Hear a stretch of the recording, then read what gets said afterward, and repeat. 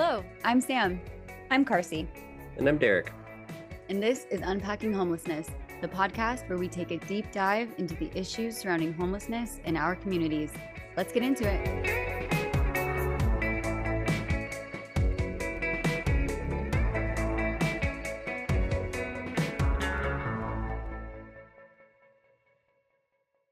This episode was recorded in September of 2025. Well, today we're joined by Deb Knaus, a behavioral health professional with over 15 years of experience serving vulnerable populations.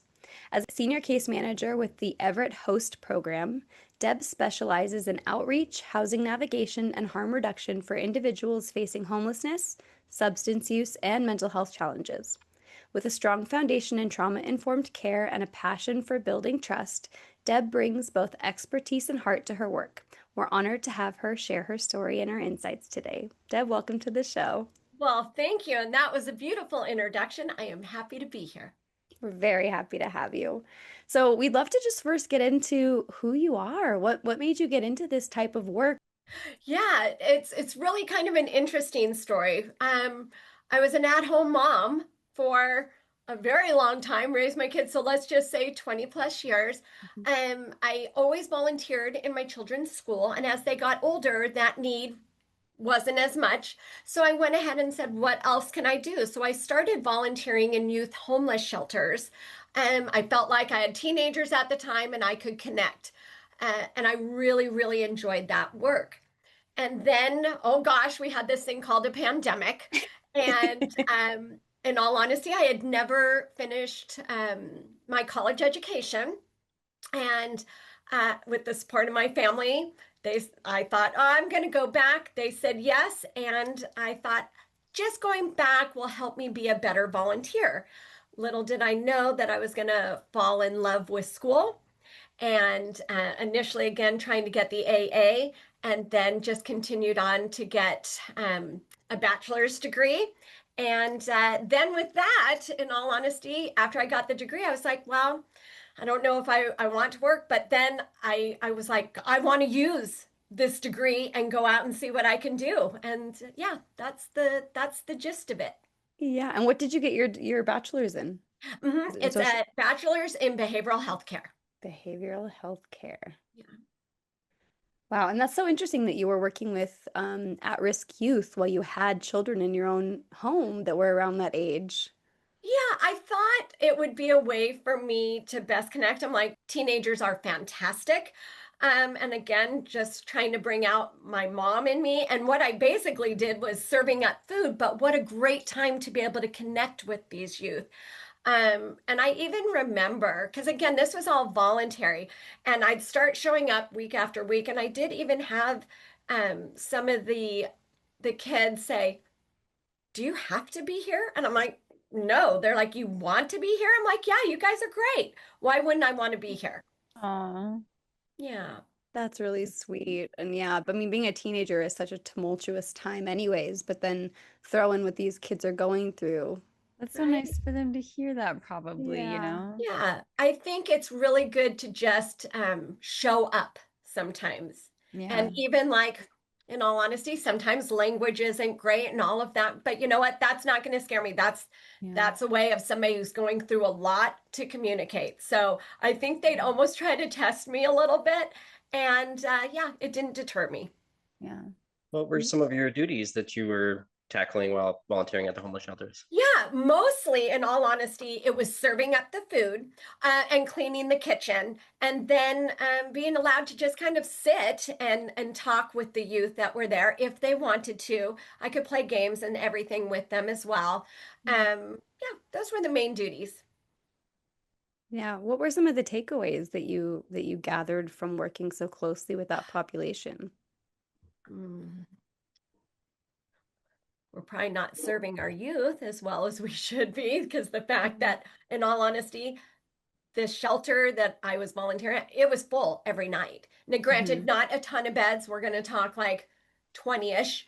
But every night there were people that were likely turned away because there isn't enough space for them.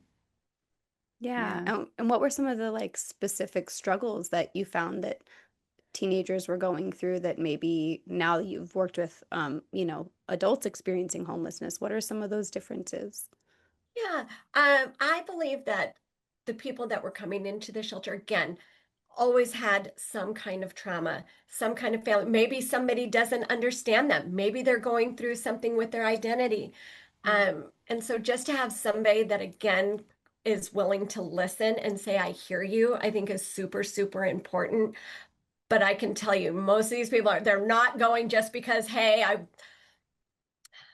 I want to A live this rebellious life, night away. right? Like Yeah. yeah. It's Yeah. deeper than that. And again, there's almost always a true trauma there, and they're not feeling heard.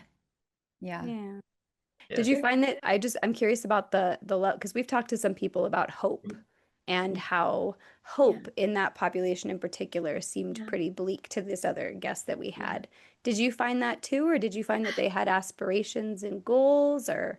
Gosh, yeah, I think they do have aspirations and goals, and they just need somebody to help and continue to believe in them, which is why I really like Friends of Youth, which was the shelter where I was volunteering. It was actually called The Landing.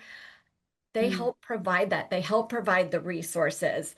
Again, like a lot, they believe a lot like I believe in holding on to that hope for somebody. I think it's really important. Yes, these youth did have some of that, but sometimes they didn't. And even the adults I work with today don't always have it. So I go into it with, I'm going to hold that hope for you until you're ready to carry it yourself. All you need is one person on your side. That's it. Yeah. That's so sweet. Well said. Yeah, you mentioned earlier how the homeless shelters are often completely full, and we've heard that multiple times. So curious of what insights you have into how regular that is, and for long-term housing, for instance. Do you have any perspective on that, on what the what the levels are? Yeah, I can just tell you that if you read anything that says there's plenty of shelters or plenty of housing, challenge that. Um, there's not enough. I've now that I've been a case manager for about 16 months and I'm trying to send people to different resources, you realize that there are many times that their best option is having a tent out on the street because there is not enough space. I mean, I printed it up just to see, and it's like 16,000 people in King County that are homeless right now. Okay, there are not enough shelters to take care of that many people overnight. Yeah. And if you're And talking about that, then you could go into housing if you're trying to actually provide more than just a temporary shelter. We don't have 16,000 extra homes for people, and especially affordable ones. We all make varying incomes. We should have something available at every level. Speaking of not enough shelter, I do find that interesting. I'm trying to think of the guests we've had specifically. I know that we've had guests, I feel more than one, that have they've been a little bit more of the notion that there's plenty of housing. It's not a vacancy or availability issue. There's some sort of red tape, or it's a bureaucratic issue, or it's getting people into these available spaces. I'm so curious what the discrepancy is there. It's different roles, certainly. Yeah. I mean, in Yeah, what all are your thoughts on that? fairness, let's again say there isn't enough. But if we're being honest, to get into, let's say, supportive housing, the things that you have to go through, it's a lot. And if you are living out on the streets, do you have your ID? Do you have a actual copy of your social security card? And I promise you, because now that I've seen the system, you have to have those things. And I'm not saying you shouldn't. I'm just saying, boy, it's pretty hard to obtain those if you've lost them. And again, that is a requirement. And also, just to go through, let's say, call it the interview process or the assessment. I feel fortunate that I ask my clients, do you want me to go along with you? just to offer support. I'm not going to answer the questions for you because, of course, you need to do that, but I can offer support because you know what? The questions themselves can be traumatizing. Absolutely. Um, Absolutely. you're going to bring up a lot of issues, and I'm not saying I've definitely seen people handle, when I say people, the housing navigators through coordinated entry handle it beautifully. But to have to answer these questions can be very difficult. So some people that are experiencing homelessness may not even want to go through that process. Do they really want to tell somebody all these things that they've been through in their life to get housing? Sometimes, in all honesty, when you're suffering like that, it's easier to, again, let me have my tent and my tarp, and I'll just try to get through myself. Yeah. And What are- for people, for those listening, we kind of bridge the gap from Deb working with the youth. Deb, you transferred, was, I don't know if there was something in between working with the youth. I'm sure there was. Please tell us about those.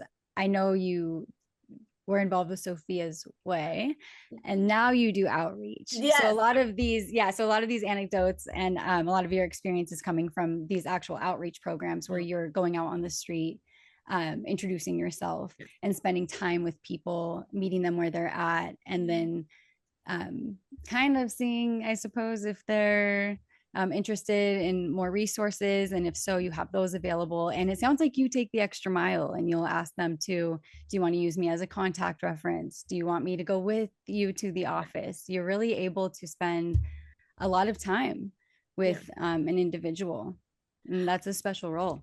Yeah, it is. And I'll loop back to the Sophia Way because that was a lot of volunteer work there as well. Yes, thank you. I bridged that So terribly. yeah, I'll start there and then I'll link Yeah. into all that other that you said. Also, again, during that time, really before school started, I wanted to, again, I enjoyed the population. Honestly, they're great people, just like you and I are great. We're great people. Yeah. And so I would volunteer in shelters there. Again, serving up food, you're allowed to sit and talk to clients and all of that. And that is a wonderful opportunity. I think what I would see at the Sophia Way is that one, a lovely place just for women. They also allow you a place to receive your mail, use the computer. These are things that we're taking for granted. That, think about, if you're trying to apply for benefits, if you don't have an address, what are you going to do? And each person over at the Sophia Way actually gets their own cubicle, which I also think is really nice. You can kind of have your own little things there. And at the Sophia Way, you can stay there for up to 6 months, which, again, amazing. Wow. Amazing. Yeah. And they offer my favorite, case management. And the Sophia Way, what population do they serve specifically? Yeah, that Sophia Way is specifically women. Okay. And there, you don't necessarily have your children there, but again, women, 18 plus. So Yeah. 18 And do plus. some of the women have children there? I don't believe you could have the children there. And again, I think that's maybe another part of the issue now that I'm thinking about it. I mean, there are shelters either just men, just women. Okay, there's a couple for families. It's really hard. I mean, what if you're trying to keep your family together? There's probably, in the scope of shelters, there's just a few that actually cater to an entire family. Or let's think about this, men with children. Where are those shelters? Yeah. We just had on Rob Preston, single father of a 4-year-old. See? Right? He didn't need to use those resources, I don't believe, when, during his time as a father. But it happens. People don't consider that there are men out there with children. It's much more common than people give it credit for. Yeah, absolutely. And then, I'll go back to what you were talking about with my work as a host case manager. I feel really lucky with this program being host that we are allowed the time to go do these things with clients, because not Mm-hmm. case managers do amazing things. Their job is Mhm. to connect people to resources.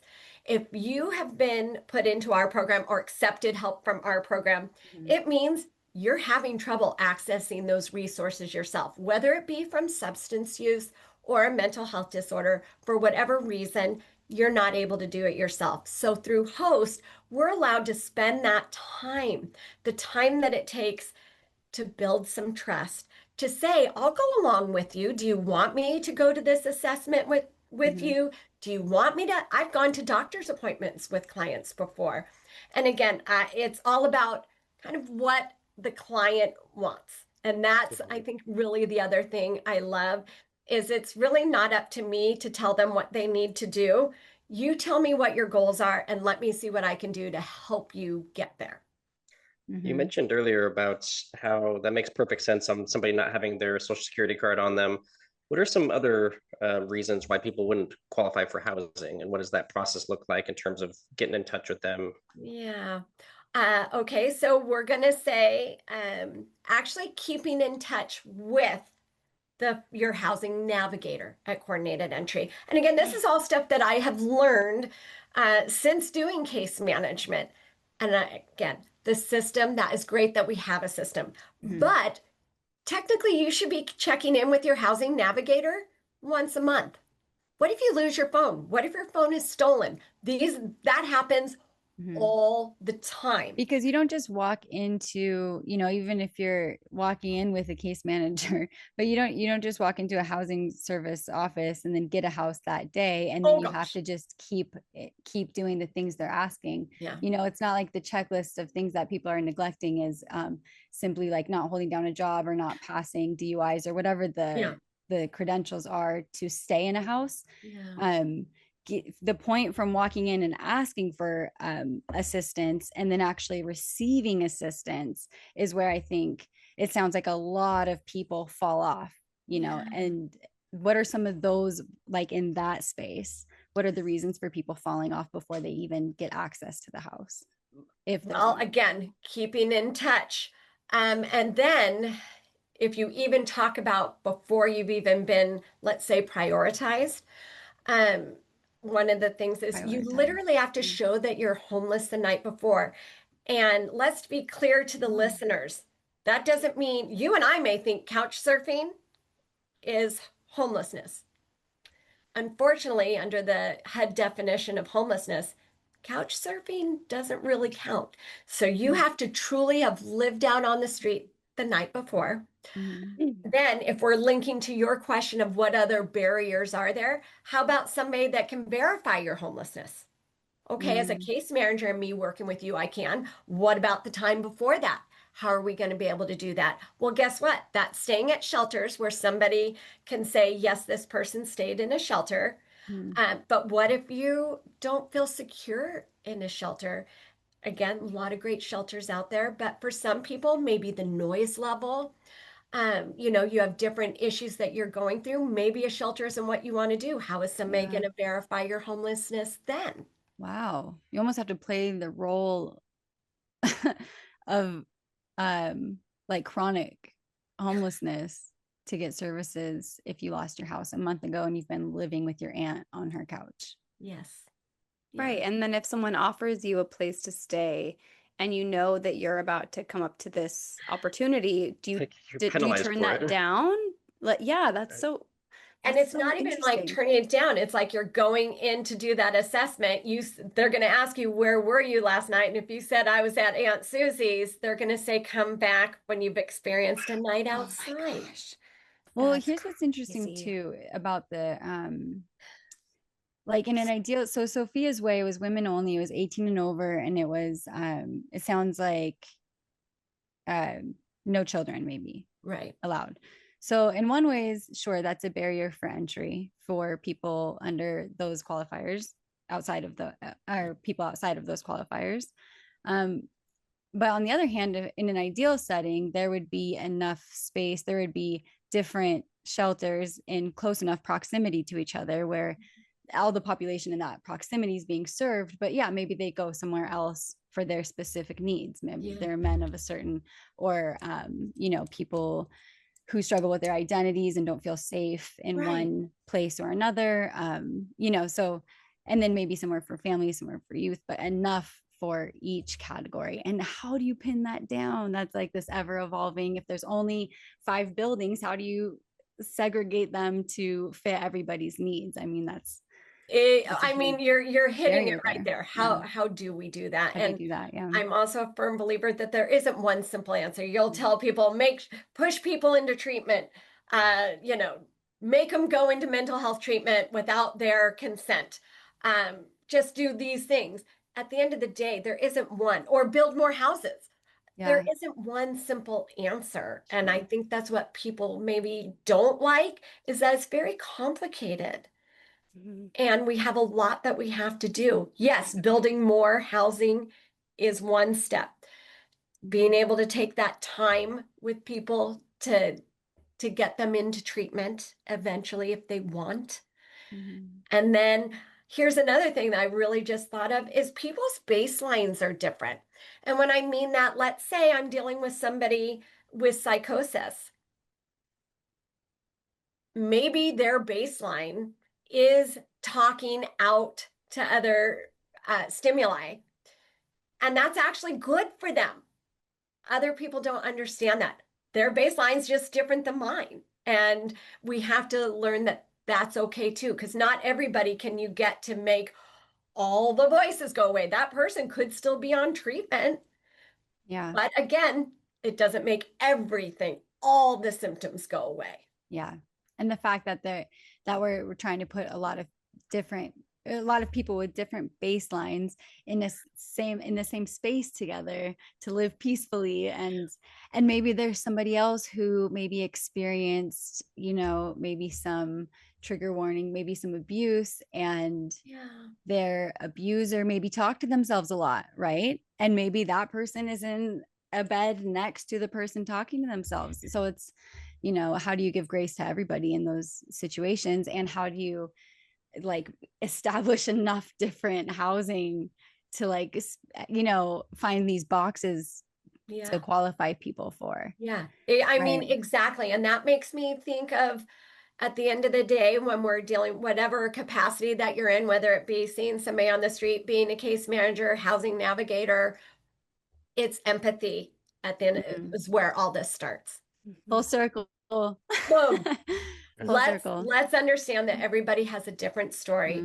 Let me give somebody the time. They may not want to move fast. One thing I've been able to see with my clients is, let's say they have a goal. They tell me the goal of, yes, I want counseling. Well, I've made the counseling appointments, given them the bus tickets to get there. But guess what? If there's been a couple times they aren't showing up to their counseling appointment, likely means, yeah, they're just not ready. So then I have to acknowledge, because maybe they don't have those words to be able to say, slow the horse down. So I have to kind of be able to go, they're not ready. And then bring it up and say, do you want to circle back to this? Because the fact that you haven't shown up shows me that, yeah, you may want it, but maybe let's work on something else right now. Maybe a little smaller. SMART goals, man, there's where it's at. Gosh, I love that. I love that. Talk about meeting someone where they're at. Yeah. So I imagine your days are kind of vary day to day quite a bit, but can you give us a little snippet into a day in the life? How many clients are you seeing? Yeah. What sort of things are you tackling? Yeah, that's my favorite. And again, just love my job. Feel really lucky. One of the things that makes me really fortunate is our caseloads are small. If you talk to, let's say, a DSHS case manager, they likely have 75 clients. What are you doing? Probably just a quick check-in. The most I will have is 15. I would say ideal is like 12, because why? It's intensive. I'm spending the time. So on a given day, I try to see 3 to 5 clients. So again, hopefully in a week, I've seen everybody. And you're right, every day is different. Sometimes it's transporting people to appointments. Sometimes it's just meeting them where they are and sitting with them.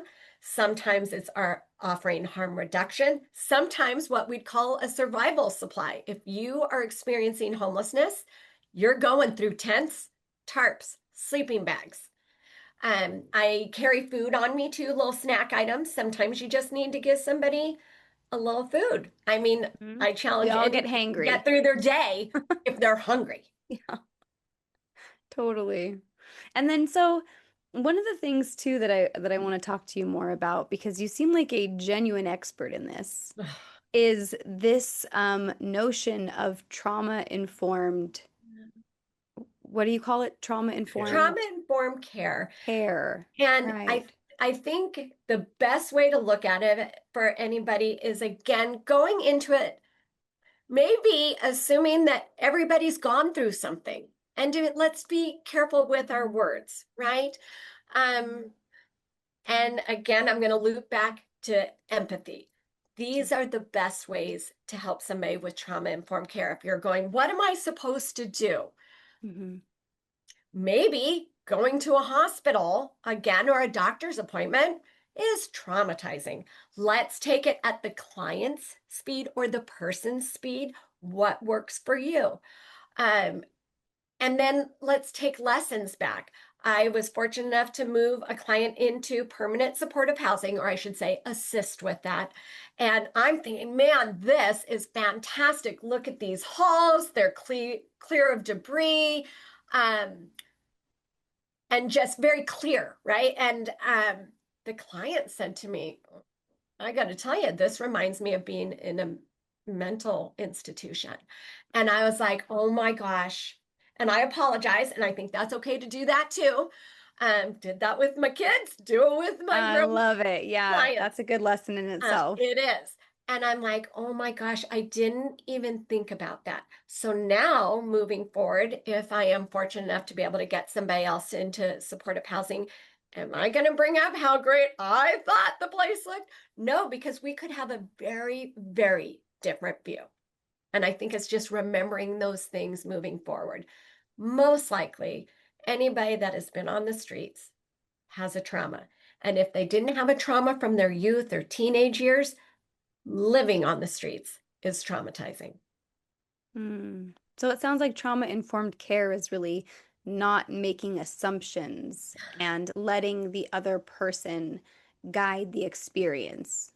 You have said it beautifully. Absolutely. And again, I think that's the beauty in what I get to do. I do get to let the client guide. I'm along for their journey. How can I help you? And I really, really like that. I don't want somebody telling me what to do. So why would somebody else want that? And the other thing with that is maybe choices. Don't we all like choices? Again, if I'm telling you what to do, you're probably not going to do it. But if I said, here's a choice of 1, 2, or 3, which one works best for you? And somebody's like, I get to pick. Yeah, it's your life. You get to pick. So what sort of trends do you see in terms of people answering that question? If you're working with a large body of people, then what are people asking for these services? When, again, right now, obviously, though I'm not technically a housing navigator, my clients, what do they want? They would like a roof over their head. Maybe some medication management, and that could be for a mental health issue. That could be for substance use. It may, in all honesty, just be some harm reduction. Maybe they're not ready to want to completely quit their substance and they just want to be able to be safer. Maybe they want to use and not die. Okay, I'm all for that. You're a human being. Let me help you with that. And one thing that I learned in doing this case management and outreach, you wonder, oh, why are people using drugs? And yes, maybe there was a trauma that made them start, or maybe they started on the streets. And the reason I bring up this story is because why are people using meth? One of the reasons, guess what? It helps you stay awake. Guess what's dangerous? To be asleep on the street at night. So it makes, I understand why you're doing that. It also makes you less hungry. Your need for food diminishes, and that's a resource that's hard to come by. Absolutely. So just things make a little more sense to me now. And yes, I would love everybody to be safe and healthy, but that's going to be at different steps and different stages, what works for them. Yeah. I'm curious, what has been one of your biggest like surprises in coming into this work, like, or maybe misconceptions? You thought it was going to be one way and now you're like, oh, okay, I was wrong about that. I don't want to put down the system. And when I say the system, I'm like the government agencies and what it takes to get to apply for Social Security. Oh my gosh, if you apply, do you know how long it could be? Literally, I think at the beginning of working with somebody, maybe a year ago, we got a letter back. We applied. I helped the client apply. You should hear back. And this is for disability, SSDI, in 9 months or so. Okay, what are you supposed to do in the meantime? It's Yeah. great that we have the programs out there, but everything takes so much time and it doesn't feel like there's a consideration for what you do in the meantime. Yeah. And when Yeah. you do get your funds, I know now the basic fund for SSI is $947. Okay, everybody in this room, let's try to live on $947 A month? a month. Oh my And gosh. yes, there are other resources out there too. Let's say ABD. But if you have that and you just got approved for SSI, guess what? They're going to lower your ABD amount because now you have SSI. What's ABD? Aged, blind, disabled. Oh, okay. Yep. You usually need some type of doctor or nurse note saying that you qualify and that you could apply for. And again, like just recently, help somebody get back on their Social Security, which was wonderful. You've got to make sure you report all this stuff because people don't like it if you have money that they don't know about. We went ahead and reported, and then DSHS. And again, they do wonderful work. So I'm not trying like that. It's the system in general. It's the fact that now we've reported it, and now you're going to get probably $120 less a month because you're getting this benefit of $947, which even you put the two totals together and it's just not a lot. Not So enough to live. menial. Yeah. Yeah, so it sounds like maybe people would be less, I mean, I just they would be less wanting to report any funds that they get, right? It sort of incentivizes this like dishonesty. But it's so funny because that amount of dishonesty is so small compared to what corporations and like these rich people are like getting away with in taxes, but like that's what we focus on. Right. That's They're so really like, weird. people are trying to take advantage of the system and living, Yeah. these extravagant lives on 947. It's not happening. No, No. that's wild. Oh my gosh. Yeah. That's just crazy. So we've talked to a couple of people who have talked about how there's this thing called compassion fatigue. There's this sense that like you give and you give and you give and you give. And I'm curious like to take your pulse with that. How are you feeling? Like how are you doing? Yeah, great question. I would say I don't have it, but I also believe you got to do some self-care. I'm a big believer in therapy for those that are helping others because I got to tell you, it is hard to go out and seeing people on the streets and knowing that they have all these issues going on, and then I'm driving to my nice little suburban neighborhood and my house is all warm and I have my food. That's hard. But I do make sure, for me, exercising every day is super important. It kind of helps set the stage and kind of gets my juices flowing. So I think that's good. I think again, really good to have a therapist. You're hearing or seeing traumatic things almost every day. So I may not need one all the time. When I definitely started the job, I had a therapist, and honestly, she was the one who helped me realize smaller goals, not only for myself, but for the client, because otherwise I may be disappointed all the time, right? Well, I didn't get them into housing today. They said no to this. Let's make it much smaller. Guess what? Client didn't run away from me today. We were able to share a snack. These things, amazing. And I think that will help with compassion fatigue. Yeah. I want to say that the outreach program that you work for is with Evergreen Recovery Center in Yeah. Everett, Washington. Yes, thank you. And you know what? We do more than just host is just one piece. I think that's the other one. They're a nonprofit. Love nonprofits. Can you tell us what Um, HOST stands for? We know, but for our Homeless listeners. Outreach, Stabilization, and Transition. Mhm. And before I transition into what other things we do at Evergreen, let me tell you, you would think that maybe getting somebody into the house is the best part, or that they're set now, right? That they're okay. We've got to remember that T in transition. It is not easy. Most of my clients have been chronically unhoused. I've had clients 3, 5, 7 years of being unhoused. You can't just put them in housing and go, Bye. they're okay now. Yeah. We did it. Yeah.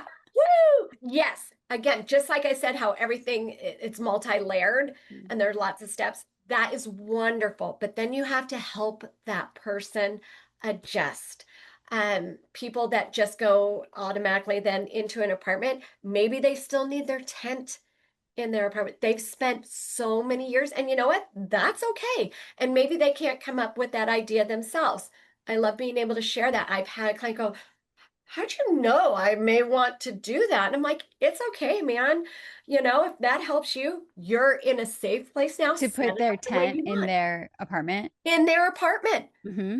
Because I mean, you're used to that security. So then imagine not having that piece of material over you and you're in this room. Mm-hmm. So great. Now you can be in the room, have the tent, and then at your own speed. Maybe it's months, maybe it's a year, maybe it's just a couple of weeks, but you again can make that choice when you want to take the step down.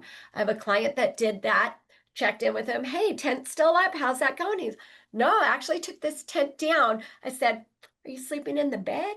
Nope. Have lots of cushions on the ground. But again, steps. Those are the Yeah. steps that work for that person. Yeah.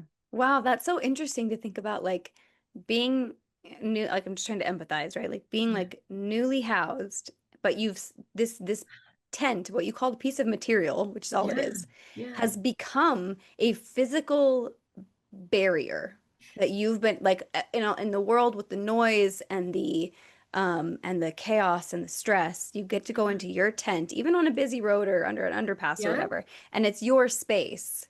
And so you go into this new place, which is great, and it's beautiful and all of that. But then I can see how vulnerable you would feel, even in a place that has a door.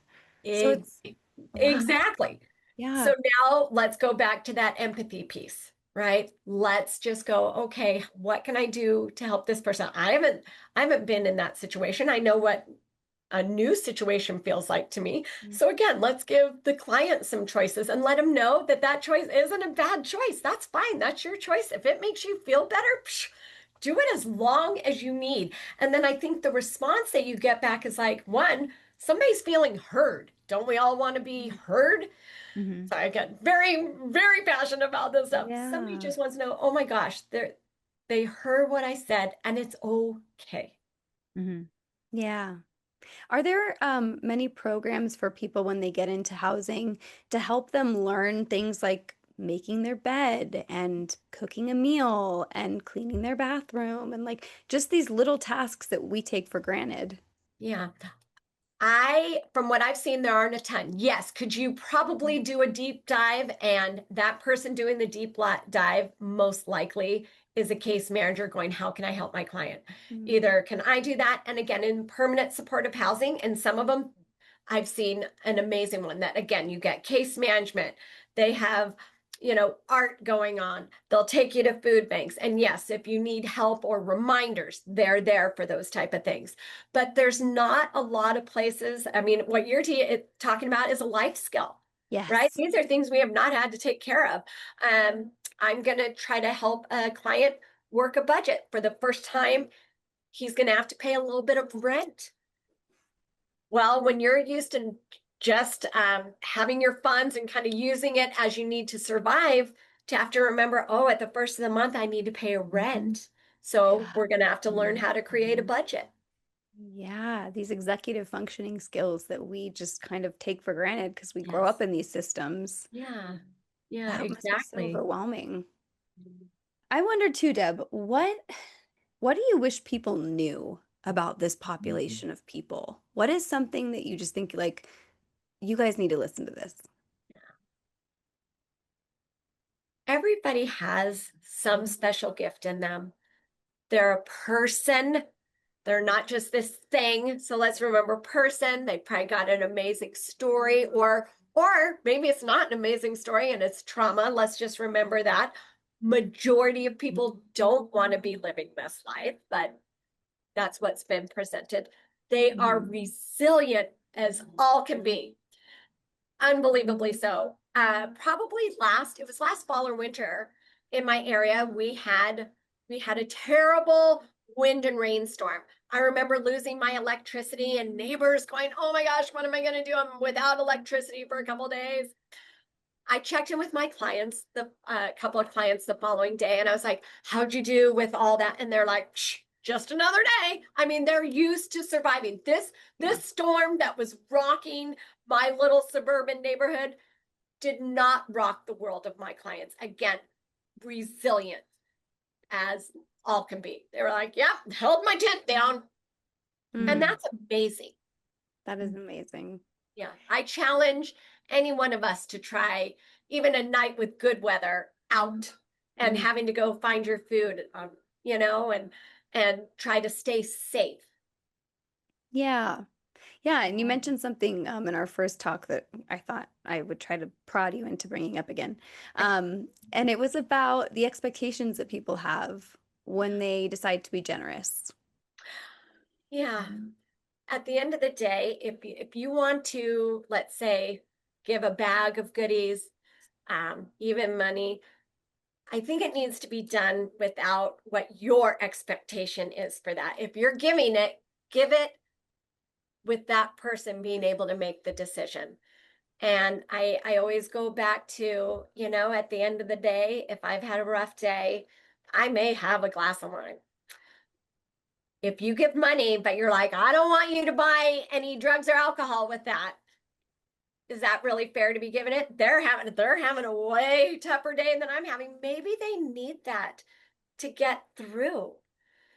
So if you want to do a donation, do it without the expectation of what you want. Let the person do what they need to do at the time with it. Well, I really appreciate you taking the time, Deb. You've got such unique experience and such a light about you. We tend to attract these sorts of people like yourself. So just good human beings that have so much to take from. So really appreciate it. Well, I love what you guys are doing. Again, important work out there and spreading the word about really what homelessness looks like is really important. So thank you.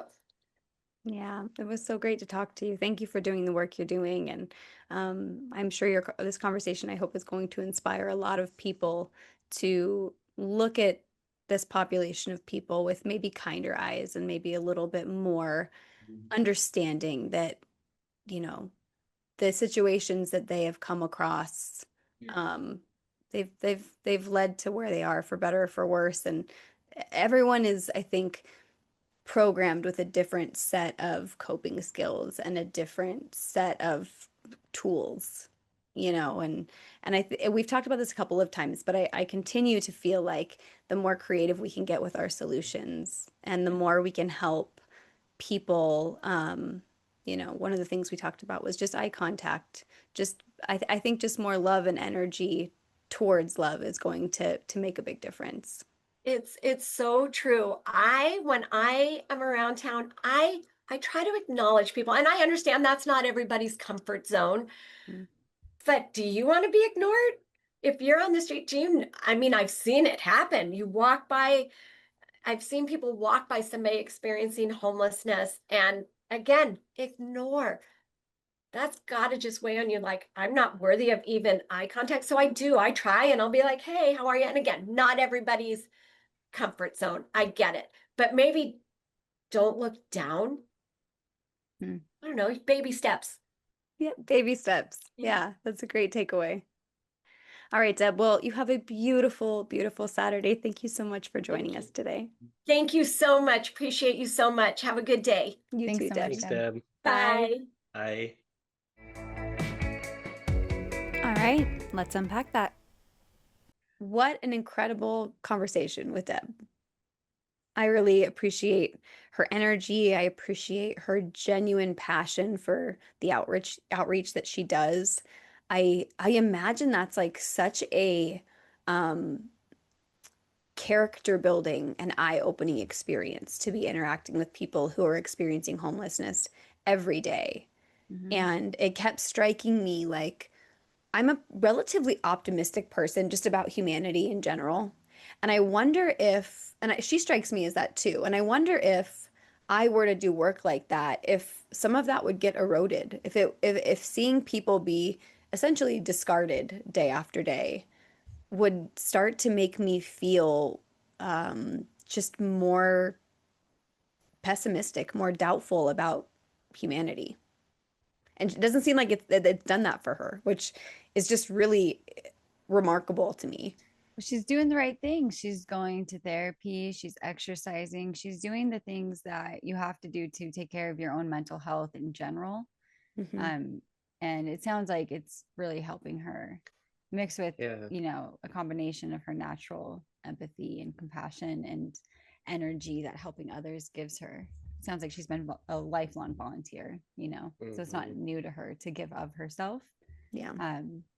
But yeah, I think having those resources in place for yourself and taking care of yourself on the back end is crucial to this. Yeah. I mean, I gotta think that it just greatly increases her level of appreciation for herself. When you can look in the mirror and say, I'm doing this to benefit things, then I would think that that would outweigh any sort of cynicism from how other people are behaving. I She's hope taking so. active I hope steps to so. I improve hope people's people lives. who work in this field are giving themselves the credit they deserve. I think that, and if I think this way, there's got to be other people who think this way, that just everything is such this big feat, like if I want to work in this type of field, I need my master's in social work, which as an adult, I mean, that's a huge decision. And it's really like, I mean, you could dedicate a few years, right, to getting a bachelor's in human services and then be making as big of an impact as Deb is, like going out. I mean, she's worked with the youth, she's working with women, she's now going out on the street, meeting people where they're at and just trying to help them with this system that nobody really understands, let alone somebody with finicky access to technology and consistent guidance. So yeah, very impressive, very inspiring. Yeah, it was nice to hear that you rarely hear this from case managers where they feel like they actually have a manageable workload. Oh yeah. That's so she said 12 to 15, 3 to 5 per day. That actually seems like a very reasonable amount to keep your head above water. And that's really what you need because it can be exhausting working with anybody day in, day out. But yeah, props the vulnerable to Evergreen populations. Recovery Center. Yeah, seriously. Yeah. And when we were talking with her, I was just curious because she mentioned a number 16,000. She felt like that there were 16,000 in King roughly. County. Yeah, and I maybe she got that from the point in time report for 2023 or 24. I'm not sure, but I just looked up how like apartments for rent in King County, Washington, and there are 25,368 apartments for rent.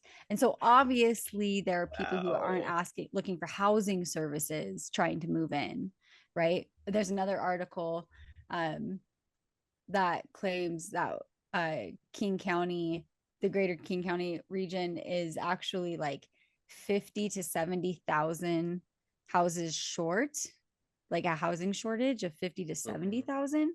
So makes perfect sense. So even if you round it up and you say there are 20,000 people currently without a home looking for housing services, which let's remember, a lot of people looking for housing services, they're not all homeless. there's a lot of people looking for housing services that are just, they're in a house that is a precarious situation and they need a next step, right? Yeah, So or they need an don't qualify affordable as next step. homeless. I Yeah. think a lot of people are just on the cusp. Like, yes, I can afford technically the asking price of what you want, but I can't then afford to eat, and I can't then afford to clothe my children. And so Yeah. I think there's a lot of people who need resources that are just within their means, and we're becoming less and less of a society that tolerates anybody who makes less than X amount of money to live a comfortable life, like, you know. Mhm. Okay, so King County Housing Authority, yeah, based off the point in time count, May 2024, 16,866 people in King County were experiencing homelessness, and seeking specifically, that's specifically the number of homeless people seeking housing services. So closer to 17,000 people seeking housing services So in King County. that doesn't even take into account the people that aren't seeking housing services, Exactly. the people that are living on the streets, because that, as we mentioned, that some people just get having those conversations with other people, accessing those resources in it themselves, that's just too traumatic for them. So they would rather just opt Yeah. out And altogether. yeah, exactly. But in the conversation of housing shortage, as far as who's seeking and what is available. And I think our next conversation with Skelchum is going to be very interesting, because he helps people who are not at the very most desperate level seeking housing services. He helps people who just need a little bit of a boost, and they just need to get past the red tape of a resume when submitting an apartment application, and maybe your credit's destroyed because you had hospital services, or you had a terrible relationship, or you got a car that was too much for you, and it shot your credit, or like, And you can't afford these things. $5,000 You deposit. can't afford the deposit. You're like, I can absolutely afford rent. How do you save $5,000? Who can save that? Like at a $60,000 salary, which is the average salary. So he kind of scoops up a population and a demographic of people and helps get these more lower hanging fruit people into houses, which you would think would open up some doors to entry for people seeking more immediate housing services, more government funded housing services, creating more availability there by Oh, taking because people it's who don't necessarily preventing people from who don't falling into that. necessarily need to be there. They just need a little bit of help getting a start into an apartment, That's a into great a point. home, into a house. Yeah, so his That'll be a great organization's called conversation. Housing Connector. And Housing so anybody Connector. that's watching this, look them up a little bit. So they're affiliated with Zillow, and we're excited to learn more about him. But listening to our episodes with the next one in mind is a great idea. Yeah. Yeah, absolutely. Housing Connector. Yeah. We're gonna figure out this housing crisis once and for all. Oh It's man. gonna happen. Yeah. I hope so. I think it's going to be really interesting to see where we're at in a few years. I hope we don't have, significantly more people falling into homelessness, significantly more families in crisis. But I feel like with the direction things are going, I think that is kind of inevitable. And I love seeing, really innovative companies trying to try to jump in and sort of bridge some of these problems. But I think ultimately, as long as the the wage gap continues to grow the way that it's growing, unless we can stop some of that bleeding, I'm not sure how that's going to look. I do have unfailing and unconditional faith in humans and in what we can do when we're put in a pressurized situation. So I think it's going to be really interesting. You're making me think of this TV show I watched recently. So there was a popular series years ago called The Men Who Built America that was about steel, the introduction of steel for bridges and banking gonna and try not to railroads and be annoyed things. about it being the men. I know, that I know for sure. That's just the name of the We show, know though. that's how it But was, there's though. It's okay. but there's a newer one called The Food That Built America. And so there was an episode about Hershey's chocolate. And so it's based in Hershey, Pennsylvania. And the founder was big onto, he was into caramel first, made a killing in that, and then reinvested all of his money to start Hershey's chocolate. But the reason I bring it up is before he even had this milk chocolate recipe down, he was using his money to build housing for his employees. He knew that this was, before automobiles were super regular. And so he knew that his employees would have to walk to work. So he built housing for his employees for a product that doesn't exist yet. But Oh just my thinking of gosh. what the future is for how to kind of go about this housing crisis is living near where you work is a big one, because that Mhm. just makes Yeah. everything easier, more convenient. And Yeah. if you have more companies like that are doing things of really looking out for employees, just I don't know, it's just a very unique way to think about things. That what a good dude for doing that. Yeah. That's really cool. I want to go watch that now. That's really Yeah. interesting. And I'm sorry to throw in this negative connotation here, but if we're going to, bring up the future of housing, we have to, I think, do some diligence to addressing the blatant racism going on in the deportation of household members who bring home money for the households to function. And, even if just one member of a family gets deported, I mean, especially, without justification. And even if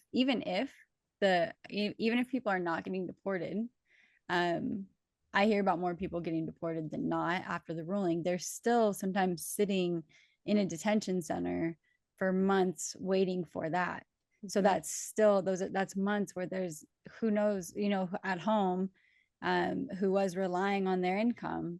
That's going to create a huge growth in homelessness, but definitely the implications of the actions of this administration and what's happening now on that front, and the border crisis is going to create a huge surge in homelessness. No doubt. Well, and maybe, if we had to dig for a silver lining in all of this garbage, it would be that, a lot of the times unite on we cannot unite on a goal, a shared goal, unless we've all experienced enough of it. Like, for instance, COVID. We all were somehow affected by COVID, and thus we were all invested in finding a solution to COVID. And so, I don't know, maybe there's a sad reality that could be seen as somewhat of a bittersweet thing of like, enough of us now know people, we know families, we know friends who have fallen into this gap, this cavern, really, and they were not cared for. And so we are now more invested in finding a solution because people we love are being affected, or we ourselves are being affected. Well, yeah, think of cancer research, and cancer is obviously a much bigger thing in the United Great States than it is most other places in the world. But that's something that anybody you talk to, they will have family or friends that have gone through cancer, and that makes it much easier to collect money for that sort of thing. And homelessness, yeah, the unfortunate truth is the more people that have direct experience with it is might be what it takes to actually get some actionable items happening. Yeah. Well, this was a really eye-opening and thought-provoking conversation with Deb. And I just think it's so inspiring too, just that she once she was done, not done, but she was done with the harder part of raising her children. She decided to use that energy she had to give back and to explore an avenue of society that she hasn't maybe had as much contact with, or she hasn't been able to put her whole career into, and now she wants to. It's really inspiring. Yeah, it all started from her just having some time to spare and do some volunteering, and that took her down this path. So I think the more people that can do that, I got some extra time. Am I going to watch TV, or am I going to go volunteer somewhere? Love that. I love that. She's great. All right. All Well, thank you right. guys for joining us on this episode of Unpacking Homelessness. We hope you learned a lot. And we also hope you guys check out a couple of the organizations that Deb highlighted. Sophia's Way was one of them. The other one was Friends of Youth. And then Evergreen Recovery Center is also a really great resource. They have tons of programs for people that are looking for some help. And we are really excited that we have a platform where we can sort of promote some of these organizations. We know how important that is. And we're just so grateful for you all for listening. So Absolutely. have a wonderful Saturday, guys. We'll talk to you All soon. right. Thanks, guys. All right. All right. See you, everybody. Bye. Bye.